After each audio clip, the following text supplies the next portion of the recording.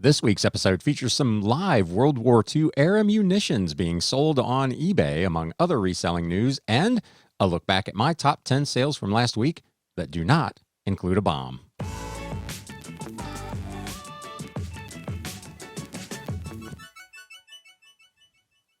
What is up, Galaxians? Welcome to another edition of the Galaxy CDs, Rocks, and Flips Reseller Talk podcast. I haven't actually called this show that for a while, and I need to get back in the habit of doing that. If this is your first time stopping by, my name is Ryan, and I am a full-time reseller, part-time YouTuber, and podcaster working out of my home here in the Bat Cave. And this channel, it's all about the flip life. Like I said, in today's episode, we're going to take a look at my week, last week, and some interesting sales, a top 10 list, if you will. But first, we're going to kick it off with news updates. A pretty big reselling news update. There was a lot going on last week in the wide world of resale. We're going to start with Etsy. Article on a local news channel somewhere. I don't even know where this is. WTOP News. As masks fall out of fashion, Etsy sellers ask themselves, now what? Recent easing of mask wearing guidelines from the U.S. government was a welcome change for many Americans. That wasn't entirely the case for mask seller Gabriela Enriquez. Quote, I immediately called and texted my friends who were working for me making masks through the pandemic and said, this wasn't good news for us, she said. She is from Pennsylvania. She said orders to her Etsy store, Little Lady a Homemade, for her handmade masks plunged more than 70% immediately the day after the U.S. Centers for Disease Control and Prevention announced on May 13th that masks were not going to be required in many indoor settings for people who had already been vaccinated. She said, quote, the market just dropped. I had a phenomenal last year in sales. Now what? Where do we go from here? Obviously, last year, the pandemic, as this article points out, turned face masks into a wardrobe staple. Sellers big and small benefited from the trend. Etsy said cloth masks had erupted into the hottest new product category on its platform last summer in August, and we talked about this last summer. The company said 110,000 sellers on its marketplace had sold already as many as 29 million masks, totaling $346 million. Sellers like Enriquez spent the past year investing more than $150,000 in her mask business and are now trying to figure out how to successfully pivot to something else. We talked about this more at the time and how it related to Etsy's overall performance, that eventually pandemics, just by their nature, eventually end. They burn themselves out or they find a cure and suddenly it's over. And something that you created to limit the threat of that you were selling was suddenly going to be not worthless, but certainly not selling at the pace that it was previously, and how that was going to affect Etsy's sales at large, because they had shown obviously phenomenal growth. We didn't really cover how this was going to affect individual sellers, and here we are now in this time where if you are a mask seller and maker, what are you going to do? How are you going to pivot into something else? You can let me know in the comments below, or if you're listening to the podcast, you can send me an email at galaxycds@gmail.com. The article goes on to point out there are a few sellers who have pivoted already into other items. She is making baby slings with her unused fabric. So she has already pivoted. Another seller, Charlotte Melcher, came across a new direction during a conversation with the owner of a local chicken feed store. She's going to make chicken aprons. I don't have chickens. I never have heard of such a thing. She does have chickens of her own. She said this chicken feed store owner needed to sell them at her store and that she should seriously look into it. The apron apparently looks like a small baby's bib. It's worn on the back rather than down the front, and it's designed to protect the chicken's feathers and skin from roosters during mating. Who knew? But apparently She's going to start making these aprons, pricing them at $12 each, and they will soon appear in her store. So there are options for you out there if you're the kind of person that has a bunch of material that you've purchased over the last year to make cloth masks. You may still be able to sell some masks. Some people that I have talked to personally kind of feel like they, at least for the next several months, are going to continue to wear masks, but obviously this business is changing dramatically and pretty quickly. Sticking with Poshmark, they have an article out. It's on e-commerce bites. And of course, I will link to all of these in the show notes and the video description below. Poshmark recommends 3 new listing tools for boosting sales. These 3 tools are Style Tags, Price Suggester, and Seller Discounted Shipping. The firm says Style Tags are the newest way for buyers to find items. Quote, simply add style descriptors, think silhouette, trend, aesthetic, etc., directly to your listing so it's easier for buyers to search and find your items. The Price Suggester can help sellers find an optimal price for items based on similar sold listings on Poshmark. To use this feature, they say, just fill in the title, category, and original price of your listing, and the price range will automatically populate. Poshmark also has encouraged sellers to lower their shipping costs by offering discounted shipping using the Seller Discounted Shipping tool. You've got a bit of a trade-off here of the things that you can offer and what you're willing to pay to do them. Obviously, creating tags and doing this extra research is a consumer of your time, while lowering the price of the shipping is a direct hit to your margin. But Poshmark does say that both of these things, or all 3 of these things rather, should help increase your traffic and your sales. They also noted on a blog post on another note that they were celebrating their 2-year anniversary of Poshmark Canada, boasting that over 2.5 million Canadian users have listed nearly $500 million worth of inventory. They say since we launched in May of 2019, we have rerouted over 200,000 pounds from landfills in jeans alone, extending the lifespan of items we own and reducing our environmental impact while supporting a generation of entrepreneurs and shoppers. So good on Poshmark. Interesting that they're able to kind of quantify that statistic. One last thing on Poshmark. It was a busy week over there. They are announcing that they're running a special offer for buyers using the Google Pay wallet. They're running a promotion encouraging shoppers to sign up and pay with a credit card through Google Pay. This promotion targets shoppers who have not used Google's wallet on Poshmark. They must use a link in an email invitation that they should be receiving if they haven't already to download Google Pay and activate the offer in the app. They must then make a purchase of $30 or more on Poshmark using the card associated with that Google Pay account. And if they jump through those hoops, they'll receive a $10 cash back on their Google Pay account. So if you are a Poshmark buyer, be on the lookout for this email and use that link. The promotion enrollment period is from May 3rd through June 30th. So there's a little over a month left to go on this thing. Moving on to Amazon. Amazon over the last few weeks has kicked off a bunch of pretty substantial online sellers. Most people wouldn't recognize, apparently, a lot of these names. Of course, a lot of them are big kind of Chinese firms who specialize in electronics, but 2 of them that you may actually own something already from these firms, are MPOW, which I actually own a set of MPOW Bluetooth wireless headphones, which are terrific, by the way, and Aukey, who made like cables and connectors and adapters and that sort of thing. It's pretty rare that Amazon kicks off sellers, especially big sellers, who are doing significant volume. In this case, they believe that it goes back to these firms essentially paying for positive feedback. It is against Amazon's rules to pay people for glowing feedback, but it is also an open secret that bought off or otherwise game reviews are common on Amazon and a lot of other websites.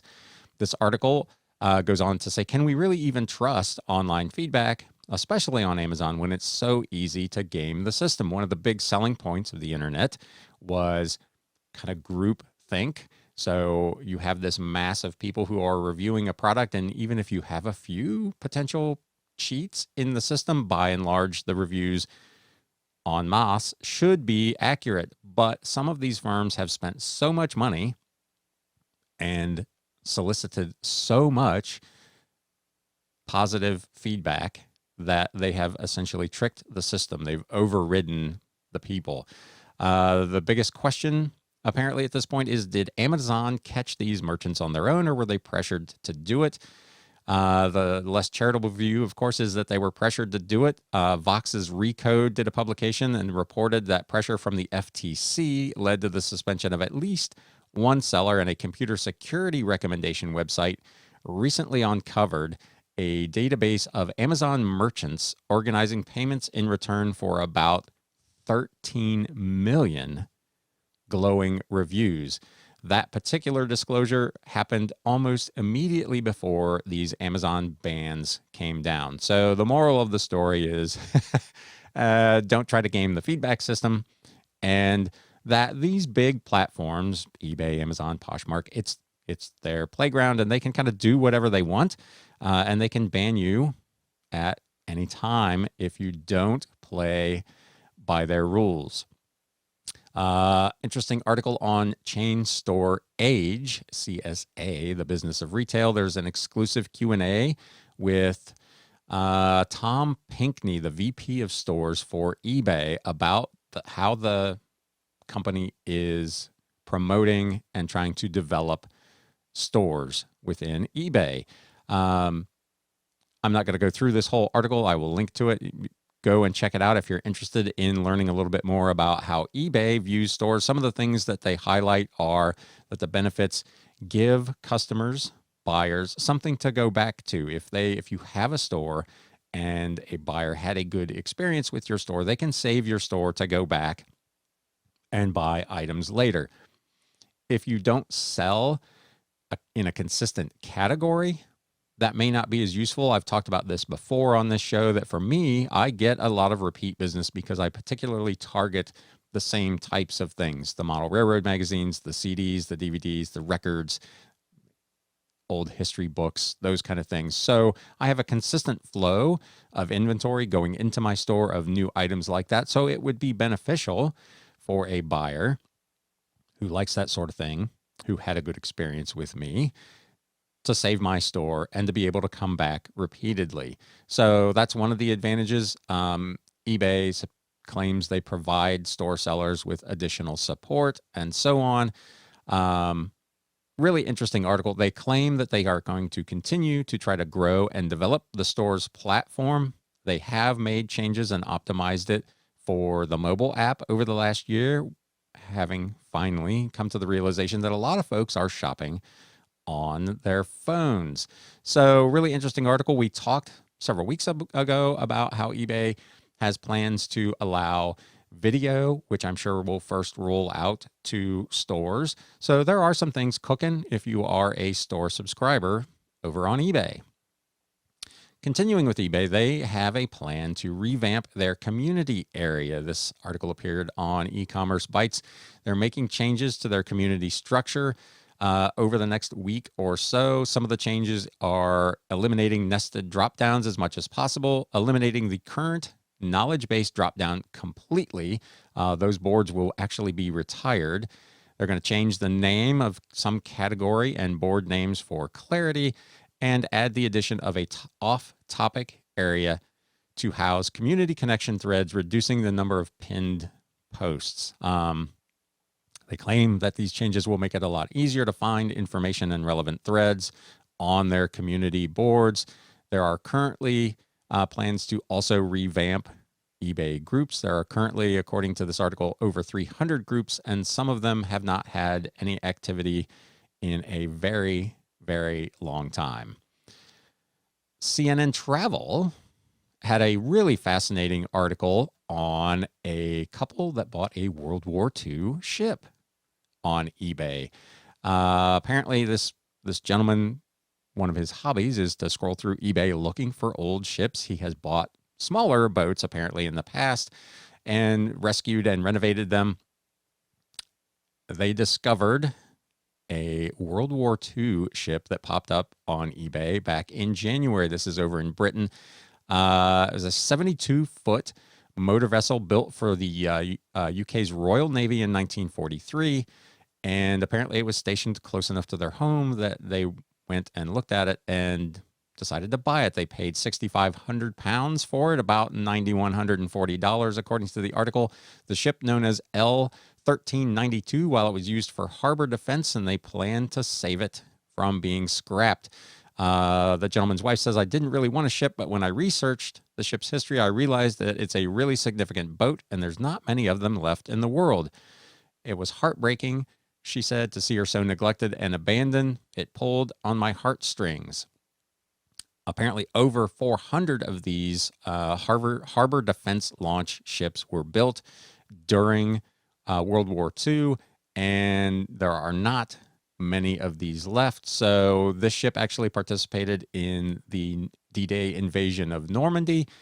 It has gone through several different incarnations and been recommissioned and changed into a travel ship and all kinds of things before being decommissioned entirely in 2013 and falling into a state of disrepair.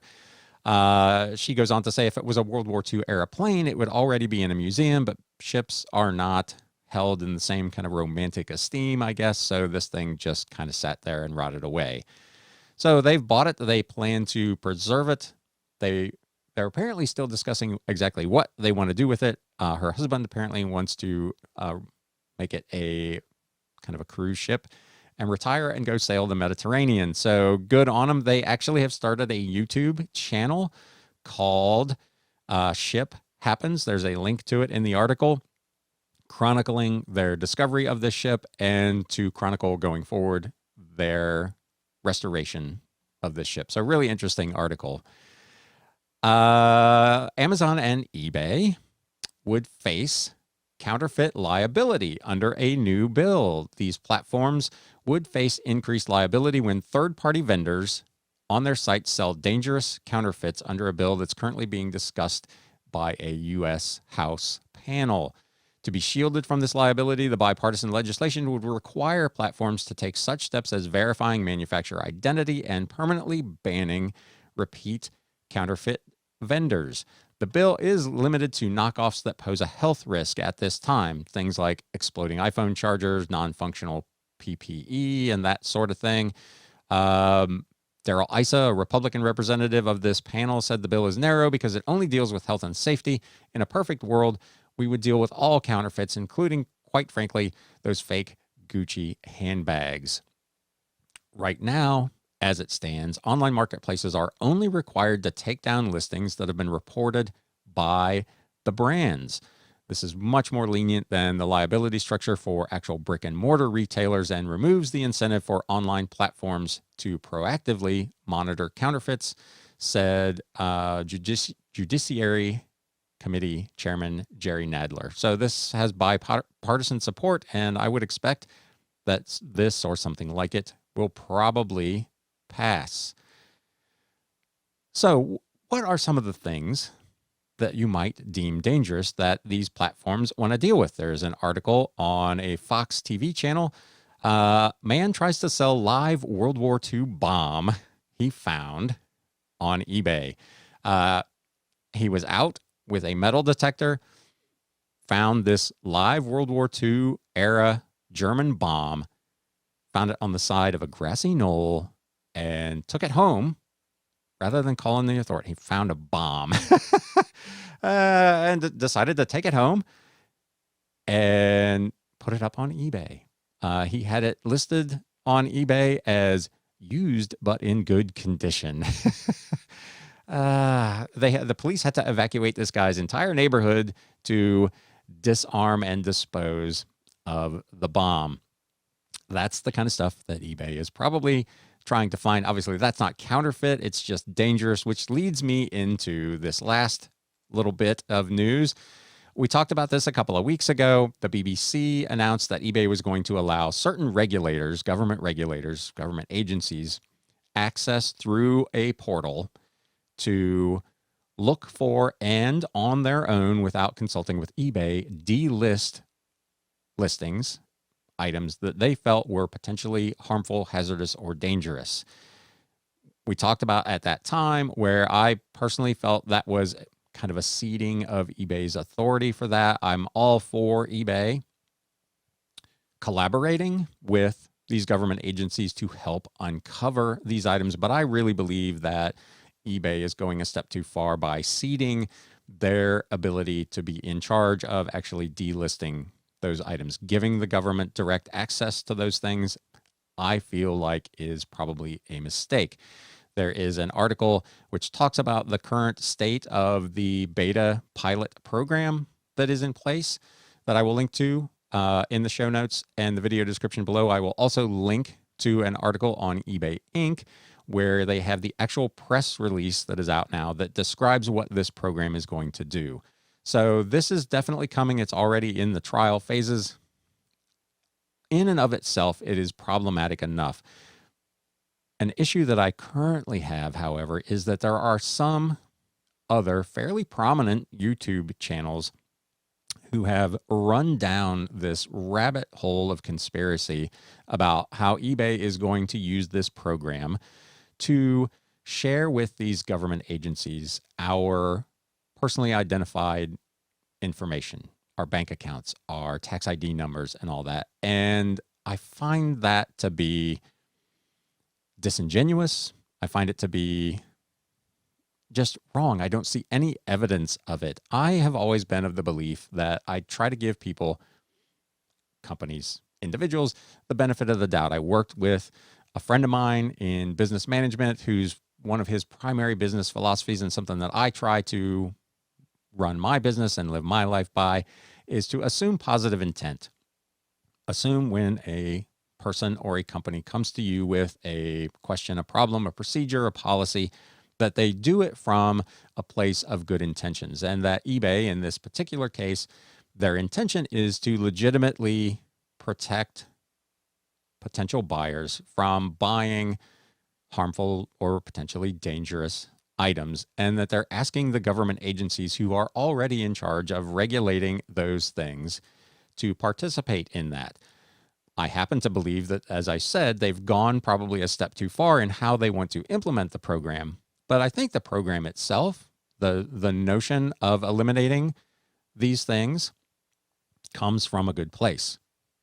I think the policy on its face is enough to elicit some protest from eBay sellers who don't want a third party, a government agency, to have access to those listings. However, I don't see any evidence in any of the reporting that's been done so far, or in eBay's press release, that indicates that eBay has any intention of sharing further information with these government entities. There's no indication that they plan to share your tax ID information or your bank account or any of that. There would be no reason to do so to implement the policy as it has been proposed and shown in the public. So these channels that are leading their viewers, and like I said, there's some pretty big, well-respected channels that have just literally gone off the deep end on this thing about how eBay is, they're leaving eBay because they're gonna share all your information with the government. I hate to break it to you, but they're already sharing a lot of that information with different government agencies. You know, you get a 1099, all of your information is already being shared here in the US with the IRS, and I assume that's the case in most other countries and their tax agencies. So it's, as one of them rightly pointed out when we got into a discussion on his comment section, eBay, in their user agreement, already has the right to share that data with someone else. So I feel like chasing that down that path on this policy is misguided, and it misses the point that eBay is ceding, just even with what they say they're giving to these regulatory agencies, a significant amount of control over their site that I don't feel like they should be giving up. Maybe we'll find out down the road that they are going to share that personally identifiable information, and that would be cause for alarm and protest. But I, for my part, don't see any evidence of that in the current filings, the current reporting. And I just, for what it's worth, I feel like the channels that you're watching that may be saying that that's coming are jumping the gun and going down a conspiracy rabbit hole that is not warranted. So be cautious, do the research for yourself.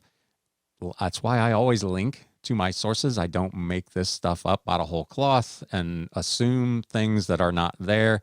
You can read these articles, you can read this press release yourself and decide what you think. Let me know in the comments below, or feel free to email me and share with me your thoughts on this policy and any potential for further misdeeds by eBay, I guess, if that's how you feel about it. Again, I just don't see anything in any of the filings to date that would indicate that that is their plan. So let me know in the comments what you think of that. With that, I'm going to take a breath, take a sip of my nice warm coffee here in my lovely Bugs Bunny mug, and we will be right back with a top 10 what sold on eBay and a recap of my business from last week. So stay tuned for that.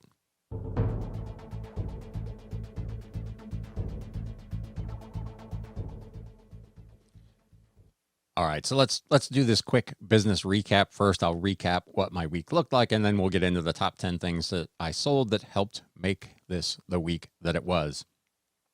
Much better week, as I said last week. For listings, I did 161 new listings on eBay last week. Yay me. That was a super, super strong week. Very pleased with that. Took my total number of listings on eBay up to 6,574 at the end of the week, which was a net gain of 97. So really, really good. The downside to that was I only had 64 listings last week that sold, which was down from like 76 the week before. So it was a little bit of a rough week in terms of total number of listings sold, although the final number really, in terms of dollars, didn't end up all that bad. 154 of those new listings also went to Mercari. There were 7 auctions that I started on eBay that don't get transferred to Mercari unless they close without a buyer. That took my total over on Mercari to 2,701 listings, which was a gain of 108. Sales for the week off just slightly from the week before, 1103 and 22 cents, which broke down. Westchester Antique Center had for its part, a stellar week, $76.79. Doesn't sound like a lot of money, but the week before it was like $20. So I will definitely take the $76.79. Mercari was on the board for $195, and eBay was well off from the week before at $831.43. However, my cost of goods sold was extraordinarily low, $29.21, which left me with a gross profit margin of 97.35%, or $1,074 and a penny. You got to count every penny for the tax man.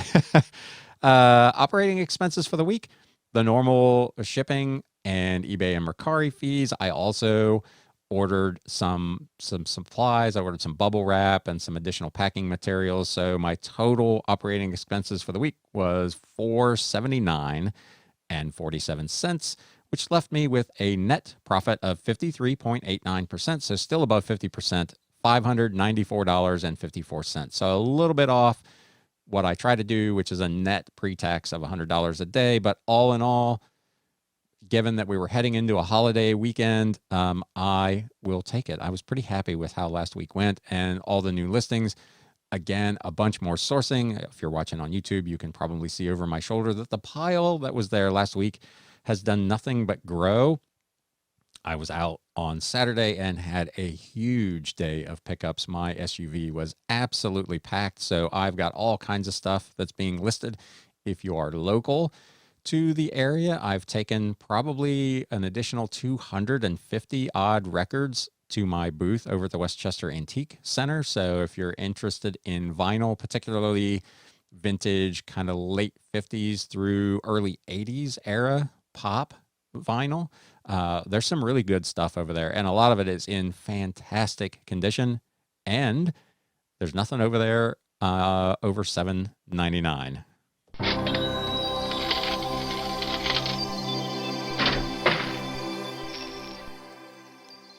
So let's take a look at this top 10 sales, some things that I sold that do not include live ammunition. That still just cracks me up. I don't know why you would think that would be okay, but this first item, $23.99 for a Nelson Holy Bible, the King James Version, a red letter giant print with references. This was from, I think, the 1980s, burgundy leather, really nice condition Bible, sold for $23.99. I own it for $1. This was an interesting one. This I picked up at a garage sale a couple of weeks ago, 2 boxes full of bound Reader's Digest magazines. Reader's Digest in and of itself is not something I would probably ordinarily think about picking up. However, I have talked on this channel previously multiple times about how bound magazines, library bound magazines, or personally bound magazines can bring pretty decent money. This was a situation where there were 2 big boxes. There were probably, I'm going to guess it's almost 50 different bound volumes of Reader's Digest from the early 1930s through the mid 1950s. Really nice sets. I bought the whole shooting match for about $35. So I've got maybe 75 cents a piece in these bound Reader's Digest volumes from, in a lot of cases, right during the World War II era. They are full of all kinds of articles about the war and the home front and really cool vintage ads for buying war bonds and so on. So it was a really pretty cool collection. And obviously I got them dirt cheap. I am selling them online on eBay and Mercari for $24.99, and I sold the first one from June 1945, volume 46. This covers January through June of 1945, so the first half of the year. So this would take you right through VE Day, Victory in Europe. One more sale like this, and I will have paid for the entire lot. I don't have all of them listed yet, but there are a bunch of them up there. So if you are a World War II history nut, there's some really, really fascinating stuff in those books. Speaking of books, over on Mercari, I sold the American Girls Short Stories set. This featured Kaya and 7 other books from the American Girls. If you know anything, if you've had a daughter, you probably know all about the American Girls stuff. Highly sought after, really valuable stuff. I picked this set of books up at a garage sale several weeks ago for a grand total of $3. Sold it for $25 with free shipping. I talk about these model railroading magazines with great regularity. Here is an interesting one. This was the very first issue ever published of a magazine called the Narrow Gauge and Shortline Gazette. So this is volume 1, number 1 from March of 1975. I got this in a lot that was, if you can haul it, you can have it. I talked about it over the last couple of episodes. I've sold some stuff out of that lot already. This magazine that I own for absolutely nothing went for $27.99 with free shipping. So it's hard to argue with that. Here's another one, The Hobbit. This was a special Houghton Mifflin 1997 hardcover edition in a slipcase. Really nice kind of green leather bound book from J.R.R. Tolkien. This went for $26.99 with free shipping. I bought this at an estate sale for $3. This was interesting. I was at a garage sale, I want to say it was about 2 weeks ago, and there was a box for some vintage headphones. I can't remember the brand. I want to say it was maybe Akai headphones, which we'll get to here in a moment. I opened the box up, and there were no headphones in it. But what was in there were some sealed reel-to-reel tapes. These, I don't know if they're making reel-to-reel tape anymore. If you own a reel-to-reel deck, you can let me know in the comments below. Can you buy blank reels today? But it had 2 of these Scotch 7-inch reels, 1/4-inch tape, 1,800 foot. She sold me this whole box of stuff for $1. So I own these for 33 cents. I sold one on a best offer for $23, and I sold this one for $27.99 with free shipping. So it pays sometimes to open just random boxes, even if it's something that you think you might not be interested in, because you never know what you're going to find inside the box. In this case, it was some tapes. The first CD this week from 1998 on Go-Kart Records, Parasites, Rat Ass Pie. This was new and sealed. It's part of the big 8,000 CD lot that I talk about pretty regularly on this show. Own it for about 3.5 cents, and it sold for $27.99 with free shipping. Also, from that same box that I just talked about a moment ago, there was an Akai surround sound demonstration tape. When I initially looked at it, I couldn't really find any comps on it. I eventually did find some information that some of these had sold in the past. It wasn't new and sealed, but it was in fantastic shape. The box was immaculate. It was a 4-track stereo surround demo. I don't know if this is something that maybe was used in a store or if this was a consumer level product. Either which way, I own this thing for 33 cents. Sold it on Mercari for $32 with free shipping. That is a really nice return on investment. Another book. This is an old kind of financial advising book called Derivatives. It included a PC CD-ROM that had been unopened. This was in a big lot of books that I owned for maybe 40 or 50 cents a piece.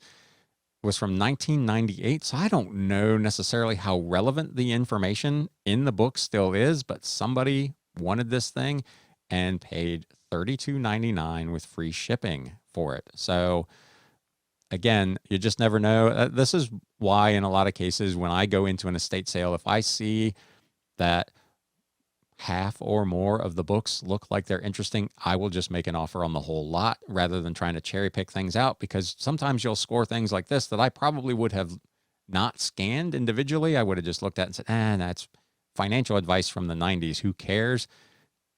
Here it is, $32.99 on an investment that's probably 40 or 50 cents.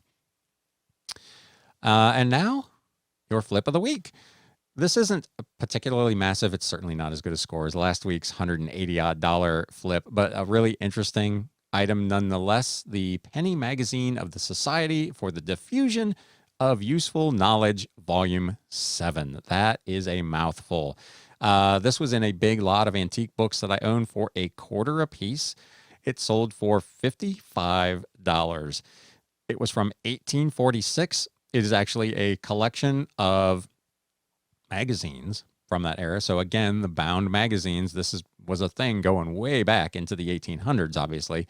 This contained, I think, a half a dozen issues from the kind of early, mid 1840s, late 1830s into the 1840s. So it wasn't like a weekly or monthly magazine. Maybe it was quarterly.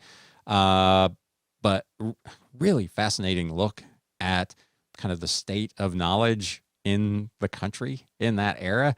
I've had this thing listed for probably 8 months at, I think, $59.99. I got a best offer of $55 and I went ahead and took it because I own it for $0.25. Again, not a massive flip, but you do enough of those over the course of a week and you end up with a pretty decent week. So with that, that's been a pretty full episode again this week. Thank you so much for sticking around. Thank you for coming by and viewing the channel. I appreciate each and every one of you that stops by on a weekly basis and listens to my rants. I hope you're enjoying the show. I hope you had a great holiday weekend and a special remembrance for Memorial Day. This is going to air after Memorial Day, but a special moment to remember all of those who gave their lives so that we can have those weekend celebrations and rant about dumb stuff like whether or not eBay is full of crap. So anyway, with that, I'm going to close it for today. Thank you so much for stopping by. If you liked this video, if you're watching on YouTube, please do me a favor and whack that thumbs up button. I don't know if it helps the algorithm or not. I'm seeing different stuff on that, but I appreciate it. It makes me feel good in my heart. And feel free to share your experiences over the last week and any thoughts that you have on any of the news or information that was shared here today. With that, a further reminder, tomorrow, this is going to be out on Tuesday. So tomorrow, Wednesday night, 9 p.m. Eastern, my good friend Brandy from My Reseller Treasure and I will be appearing. I think it will be on Derek's channel, Fundamentals of Side Hustling, on their Hump Day Hangout. So if you're available to catch that live show, please do. It's always a good time. It's very entertaining. Derek and Regina Michelle are the hosts. If you're not subscribed to their channels, you should check it out. But stop by tomorrow night, Wednesday night at 9 o'clock, and catch Brandy and I live on that show. So now I'm really going to close it out. Thanks again for stopping by. And now it's time to sell. Thanks, guys. Hey, everybody. Thanks for spending a little time with Galaxy CDs, rocks, and flips. If you'd like to spend a little more time, there's another video in the upper right-hand corner. If you'd like to spend a lot more time, you can subscribe down below.